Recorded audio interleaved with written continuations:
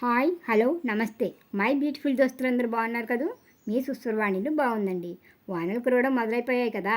బయట పనులకి, ఉద్యోగాలకి, పిల్లల స్కూళ్ళకి, కాలేజీలకి ఇలా బయటకు తప్పనిసరిగా వెళ్ళాల్సి వచ్చినప్పుడు ఎన్ని జాగ్రత్తలు తీసుకున్నా ఈ వానలో కాస్త తడిచిన పిల్లలకి, పెద్దలకి దగ్గు, జలుబు ఈ రెండూ ఉంటే నేను మీతోనూ అంటూ తలనొప్పి కూడా వస్తుంది కదా.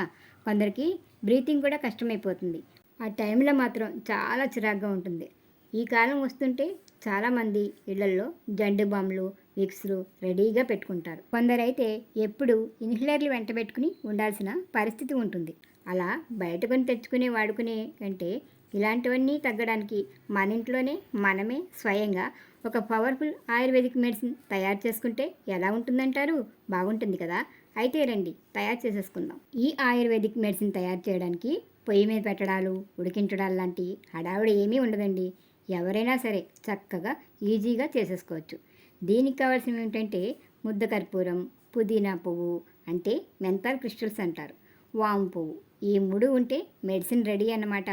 ఈ మూడు సమాన భాగాలుగా తీసుకోవాలి. వీటిని వేయడానికి ఒక శుభ్రమైన గ్లాస్ బౌల్ తీసుకోండి. దీనిలో ముందుగా ముద్ద కర్పూరాన్ని కాస్త నలగొట్టి గిన్నెలో వేసుకోవాలి.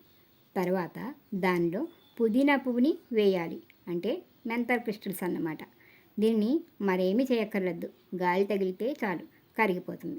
ఇక మూడోది వామ్ పువ్వు వేసుకోండి. ఇది క్రిస్టల్స్ లానే ఉంటుంది.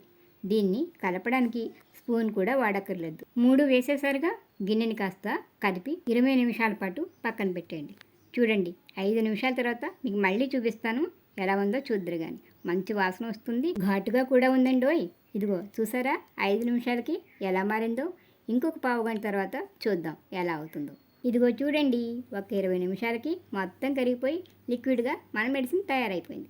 ఇప్పుడు ఈ లిక్విడ్ని ఇదిగో ఇలాంటి బాటిల్స్లో వేసుకుని స్టోర్ చేసుకోవాలి.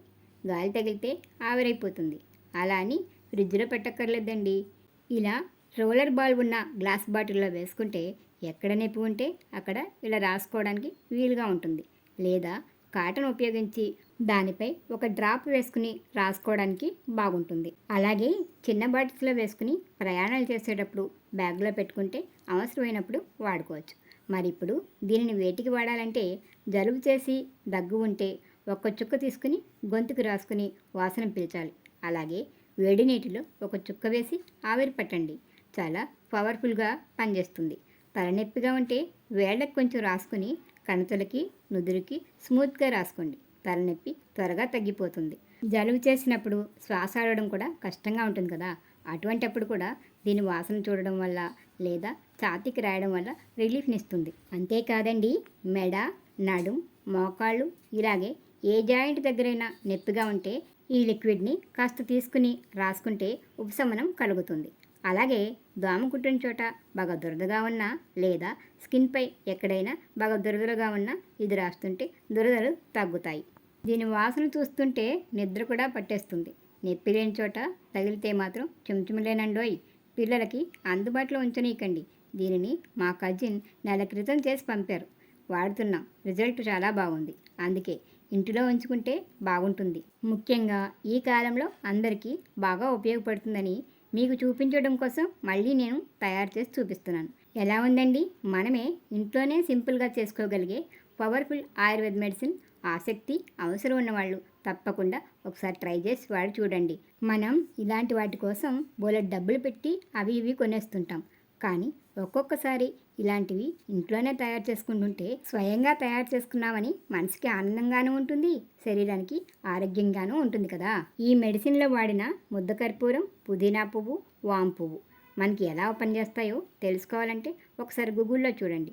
ముద్ద కర్పూరం లేదా పచ్చకర్పూరం అయినా వాడచ్చు అంటున్నారు. మేమైతే ఈసారి ముద్ద కర్పూరంతో చేసాము. ఫలితాలు బాగున్నాయండి. సైడ్ ఎఫెక్ట్లు ఏమీ ఉండవు. ట్రై చేస్తారా? వీడియో నచ్చితే లైక్ ఇవ్వండి. మీ లైక్ వల్ల వీడియో మరికొందరు చూసే అవకాశం వస్తుంది. మన ఛానల్ని సబ్స్క్రైబ్ చేసి పక్కనే ఉన్న గంట సింబల్ని క్లిక్ చేయండి. నేను ఎప్పుడు వీడియోలు పెట్టినా మీకు నోటిఫికేషన్ వస్తుంది. వీడియోని మీ దోస్తులకి షేర్ చేసి నన్ను ప్రోత్సహిస్తారు కదా. మరొక వీడియోతో మళ్ళీ కలుసుకుందాం. అంతవరకు సెలవు మరి. నమస్తే.